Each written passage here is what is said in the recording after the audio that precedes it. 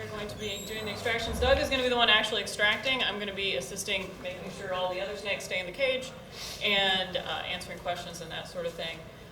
Once we start getting the snakes out, we do ask that, especially those of you in the front, basically stay still while he is catching the snake. What will happen is we'll get one snake out of the cage. Doug will get a hold of it here in the box, and then he will bring it to this podium in order to extract the venom. It's not going to take a real long time. It's a relatively quick process. We try to keep it as calm and smooth as we can for the sake of the snakes because it is stressful for them. It doesn't physically damage them, but it is scary. You know, somebody's picking them up by the back of the head. For a wild snake, that's typically a predator. They assume they're going to get killed and eaten. They don't know that we're not hungry right now. So we just have to try to keep everything as smooth as we can for their sake and also for our safety as well. Primarily for pharmaceutical and biomedical research. So most of our customers are people at pharmaceutical companies or universities. We also do provide some venom to Red Rock, which are the folks that make the dog vaccine. Do I have a microphone now? Yeah, now sure. I can't. I'm basically done. I'm not going to be able to use it.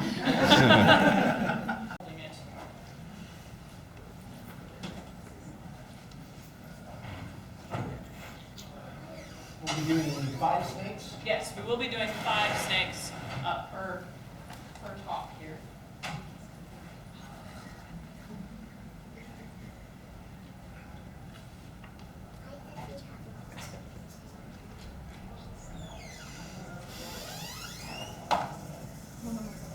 And these are all going to be Western Diamondbacks.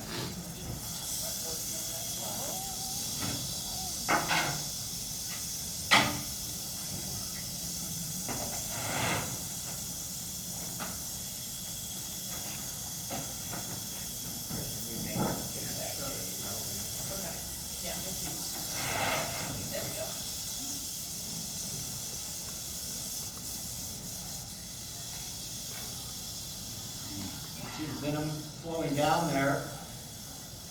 We'll massage the glands just a little bit. We don't push on them, but we do try to extract, get as much as we can from each snake without harming them.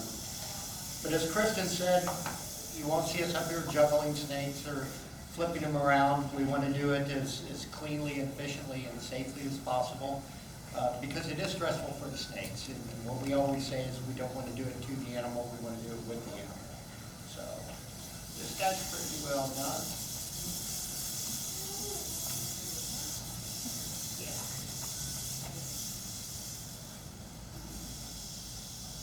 What Kristen's doing is putting a little noble stand on the fang sheath. There's a sheath that comes down and covers up the fangs that kind of protects them. And when you do multiple extractions like these, you want to avoid any infections. And again, the goal is to be as kind and to the snake as you possibly can. So anything you can do to avoid any type of damage to the animal is the way to go. There's nothing wrong with them, other than they're being uncooperative.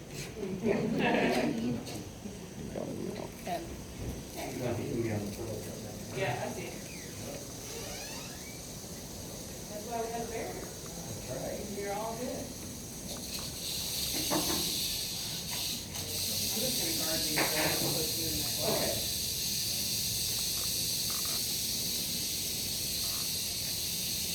I don't think they want to come out anyway.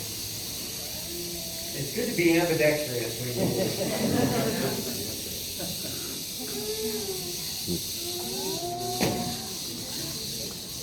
Ready to go.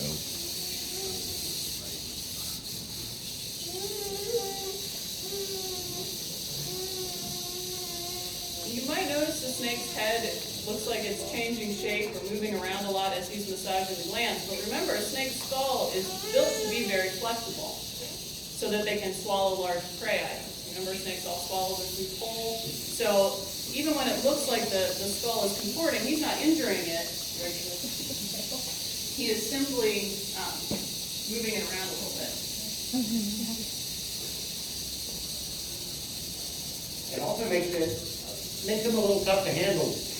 You've got a special way to grab them because the things are highly movable, and they're what we call a front fang snake with movable fangs, and they can twist those around and nail you in positions that you never thought they could.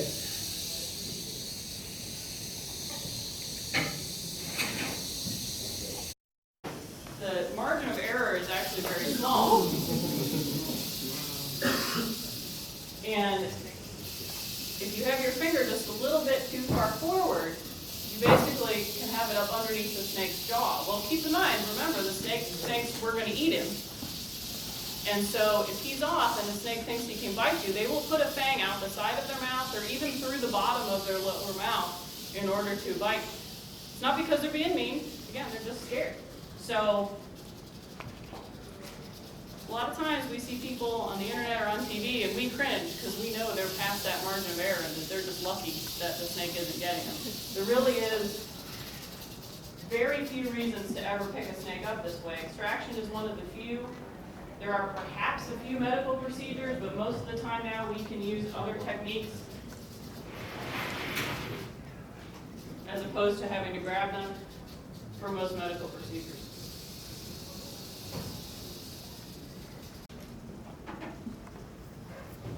That snake's had a head on his head. Special one. Yeah.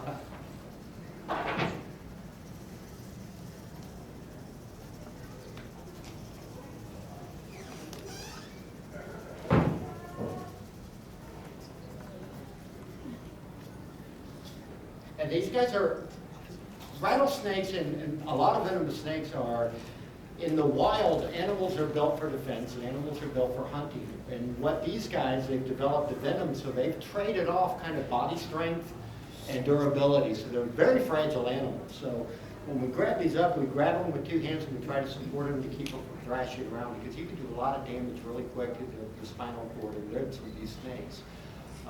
Again, because they've got a different defense mechanism built in.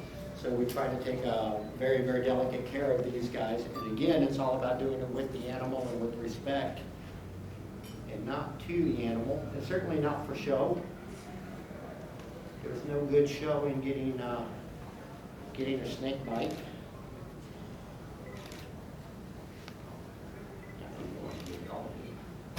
There. Sometimes they don't. Every once in a while we have a snake that doesn't give any venom. It's just for whatever reason decided not to that day. Yep. And we're not going to force them. If they don't give any, they don't give any. Yeah.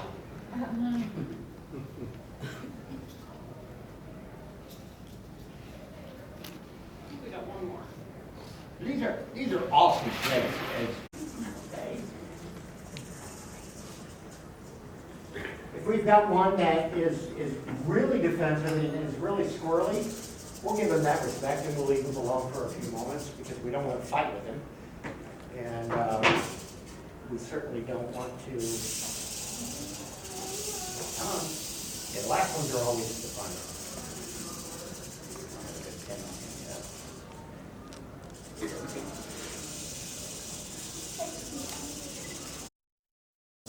Again, just respect them for who they are and what they are, and walk away, and stay on the business end.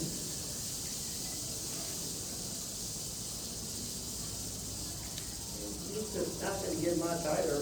Again, like Kristen said, sometimes they don't want to give. We don't force them to. If they don't want to give, we'll get them next time around. That's not to say he doesn't have venom. He's got a full load of venom in there, and it's ready to go. If I were to stick my hand in there, I could probably find that out. But a lot of the bites, upwards of 70–80% of the bites in the wild are what we call a dry bite, where the snake will hit you, but he won't actually release venom. And they can control the muscles around those venom glands, and really control the amount of venom that they put into you. Most of the time, they're not going to envenomate you. They don't want to waste the venom on you. They're not going to eat you. So they'll give you what they call a dry bite. And it's a very fortunate thing when it's a dry bite. But the last thing these are is an evil monster. Again, they're probably the most iconic animal, especially here in Texas, but really all throughout the United States. And they're just